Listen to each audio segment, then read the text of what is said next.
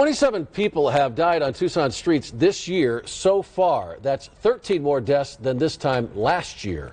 News 4 Tucson's Lupita Murillo explains how Tucson police is addressing these tragic numbers. The country's experiencing high traffic fatalities. Tucson is no exception. The nation has seen an increase in aggressive driving, distracted driving, speeding, people not wearing their seatbelts. It's a national trend. Carissa and Dan are familiar with aggressive drivers. They bike everywhere, and so do their children. Carissa took this video on Monday.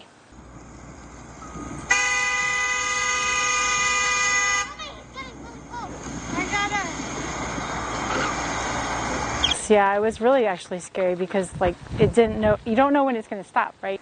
Carissa says the driver was relentless. She not only feared for herself, but her children.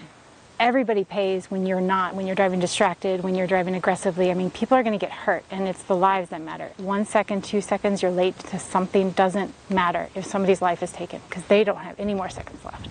To help with the increase in incidents, Tucson Police has their motor officers back in full force. They're even training future motor officers to keep the streets safe.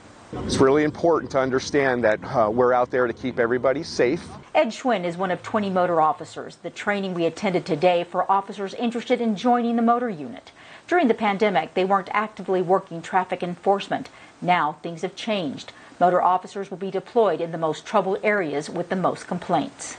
In conjunction with that, we are using data to determine which areas are experiencing serious traffic collisions, traffic fatalities, and deploying them in certain days, times, and areas. Dan Hunt agrees having motors back on the streets will put the brakes on aggressive driving. It really comes down to enforcement. I mean, we have, no matter how many red lights we have or stop signs or crosswalks we have, it's really, nothing is going to change unless we start policing it and enforcing it. The message from TPD, they're back in full force. So don't speed, wear your seatbelt, and don't be an aggressive driver.